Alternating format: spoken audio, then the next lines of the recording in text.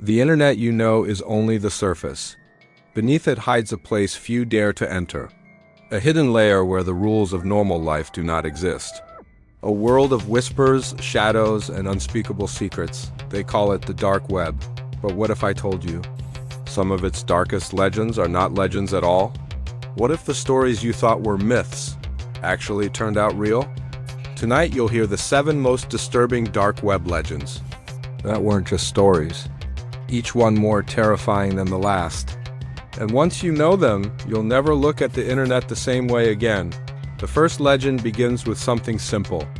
A website that looked ordinary, until you scrolled further.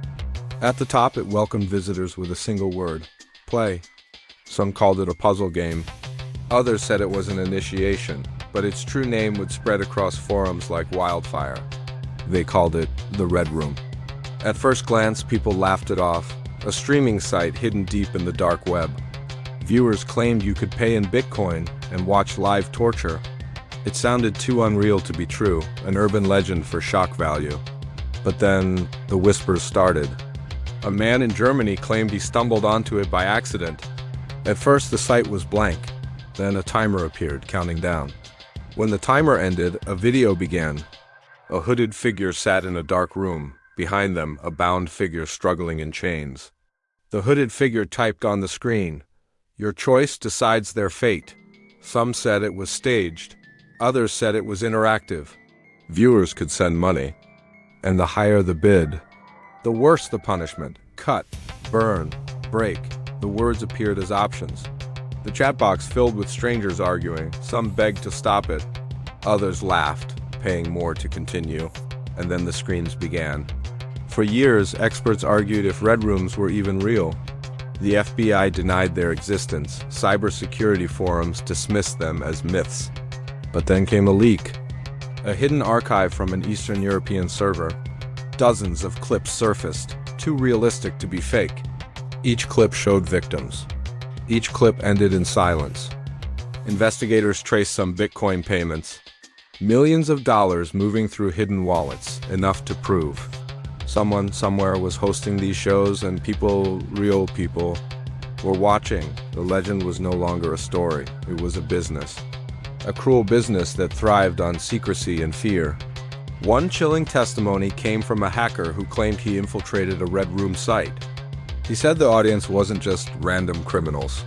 It included wealthy elites, lawyers, politicians, even law enforcement officers, people who could afford the high stakes. People who could hide their tracks, and the most disturbing part?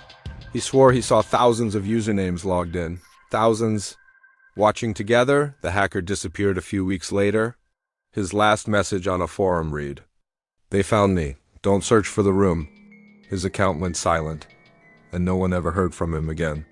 Some believe red rooms are still active today, not open to everyone, but hidden by invitation only, accessible only with the right password. And the right amount of money, a legend that turned into reality. One too horrifying to ever fully expose. And this was only the beginning, because the next legend takes us even deeper, to something so disturbing, that even the dark web veterans refused to believe it existed after the chilling whispers of red rooms. Another legend spread across the hidden corners of the web. A story that at first sounded like science fiction, but piece by piece, evidence proved it was terrifyingly real. They called it the human experiment. It began as an anonymous site with a simple black screen. In bold white letters it read, "This is for the good of science." Below it, disturbing categories were listed: starvation, drug testing, pain tolerance, surgery without anesthesia. Visitors claimed you could browse folders of images and videos, each one showing real people used as test subjects. Some were strapped to hospital beds. Others sat in cages like lab rats, their eyes vacant as if hope had already left them. What made this worse? The victims weren't criminals. They weren't volunteers. Many appeared to be kidnapped, homeless, runaways, orphans, people no one would come searching for. The site description read, "These people are contributing to progress. Their sacrifice is noble." But there was nothing noble about it. It was torture dressed up as research. A whistleblower once claimed that some of the footage came from abandoned hospitals in Eastern Europe, secret facilities where experiments continued even after governments shut them down. He said wealthy sponsors paid for live updates and for the right price. You could even request your own experiment. Investigators tried to dismiss it as fake, until one clip leaked on mainstream forums. It showed a young man alive but paralyzed. Doctors injected something into his veins. Moments later, his body convulsed violently. The video cut to black before showing the outcome. Forensic experts studied the clip, the details, the medical equipment, the suffering. It was too accurate to be staged. And then came the missing persons reports. Several faces in the videos matched people who had disappeared, vanished without a trace. Except for these horrifying clips, the human experiment was no longer a myth. It was proof that human cruelty has no limits, and it left people wondering how many lives had already been lost in the name of this nightmare. But just when people thought it couldn't get darker, another legend emerged, one tied to a cursed website. A site people swore could kill you simply by visiting. They called it the suicide game. The rules were simple, yet chilling. Enter the site and you'd be greeted by a chatbot, but this bot didn't answer casually. It asked you questions, deep, personal questions. It wanted to know your fears, your weaknesses, your pain. At first it felt like a psychological game, but then the tasks began. Small at first. Wake up at 3 a.m. Listen to disturbing audio for an hour. Carve a symbol into your skin. Each task grew darker, each demand more dangerous. Until eventually, the final order was given. Some claimed the site was part of a viral trend, a sick game spreading among teenagers online. But investigators found connections to real suicides. Cases where victims left behind strange drawings or cryptic notes with the same instructions. Evidence that tied directly back to the site. The site vanished multiple times, but always resurfaced under new names. Some called it Blue Whale. Others linked it to hidden Telegram groups, but the pattern remained the same. People were dying. After following the tasks, the disturbing part, who was behind it? It wasn't an automated game. It was run by real people, manipulating the vulnerable, targeting the depressed, convincing them that ending their lives was the only way to win. One man was eventually arrested in Russia. He admitted to running one of these groups, but instead of showing remorse, he smiled in court, saying he was cleansing society, a chilling reminder that behind every legend, there's often someone real. Sometimes it's about control, about watching others suffer until they break, and this was only the third legend. But the next one, it's something that lurks so deep. Even hackers refuse to touch it. The whispers of the suicide game still haunt the internet, but the dark web wasn't finished yet, because hidden even deeper.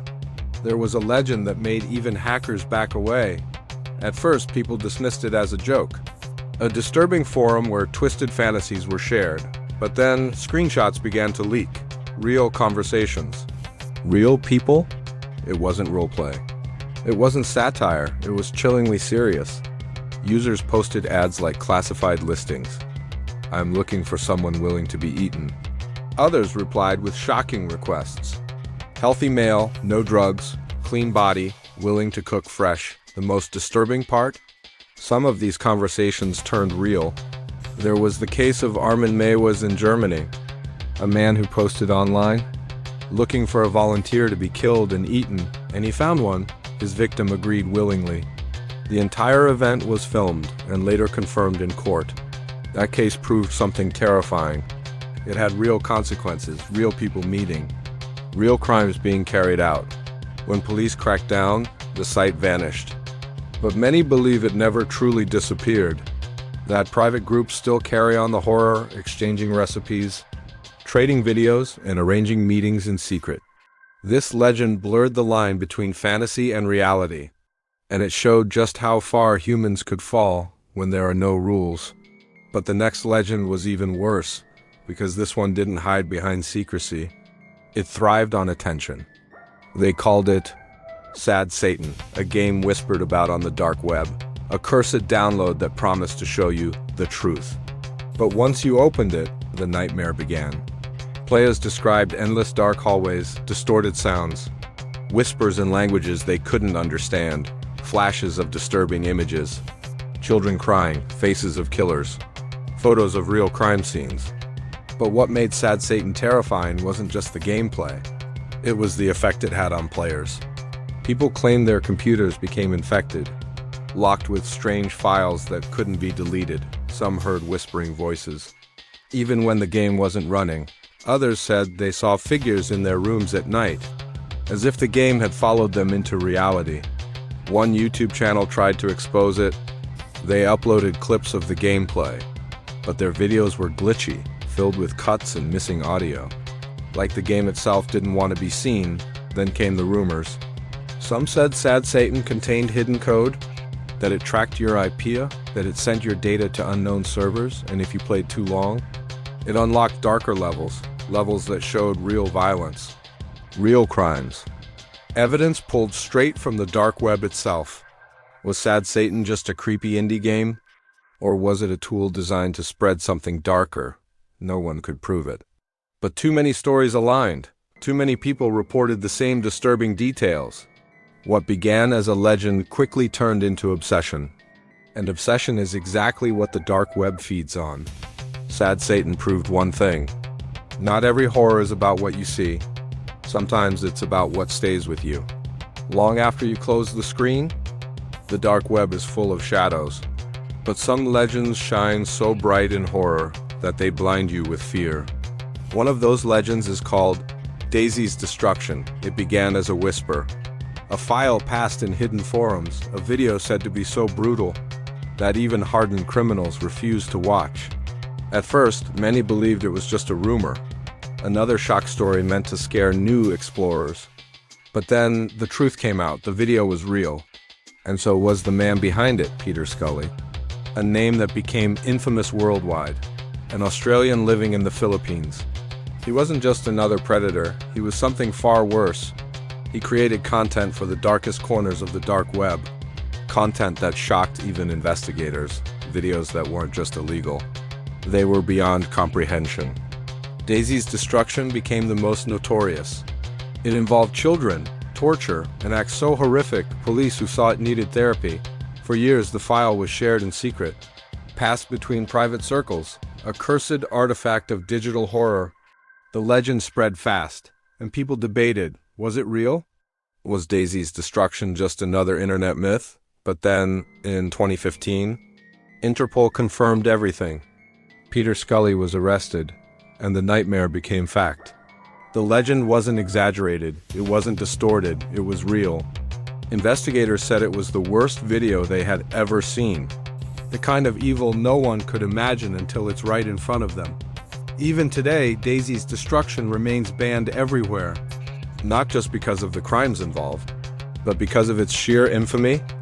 It's a reminder that the dark web isn't only stories. It's not just games or creepy chats or strange forums. Sometimes, the darkest legends are built on real lives and real suffering. Daisy's Destruction became more than just a name. It became a warning, a symbol of what lies at the very bottom of the internet, where there are no rules, no limits, and no hope. The dark web had already shown us horrors, games that haunted players, communities of cannibals, and videos too evil to imagine, but the last legend, it may be the most chilling of all. They called it human experimentation streams. According to whispers, these were live broadcasts. Dark web users paying in cryptocurrency to watch secret medical experiments, not on animals, on people. Victims taken from unknown places, chained to hospital beds, hooked up to crude machines, injected with strange chemicals. Some streams showed organs being removed. Others showed brain experiments, and some whispered of children being involved. The sickest part? Viewers could interact for the right price. You could send instructions, tell the doctors what to do next, and they would obey. It sounded like science fiction, a twisted horror movie come alive, but then reports started to appear. Police in multiple countries confirmed raids. Abandoned warehouses filled with equipment, underground rooms designed like makeshift labs, signs that experiments had taken place. No one ever found proof of the streams themselves, but the evidence was undeniable. Someone, somewhere, was conducting human experiments. And the dark web may have been their stage. This legend spread fear unlike any other, because it didn't matter if you believed. The possibility alone was terrifying enough. If true, it meant thousands had watched, paid, and encouraged crimes against humanity, from the safety of their own screens. And that's what makes the dark web so dangerous. It's not just the criminals hiding in shadows, it's the audiences who keep them alive. These legends show us something important. The internet is vast, and the dark web is deeper than we imagine. Not every story is real, not every rumor is fact, but enough of them are true. Sad Satan, Daisy's destruction, human experimentation. All proof that the darkest corners of the web are not fiction. They are alive, they are thriving, and they're waiting for the next curious soul to fall in. So remember this. The dark web isn't just another version of the internet, it's a mirror, reflecting the very worst of humanity. And once you look into that mirror, you may never be the same again.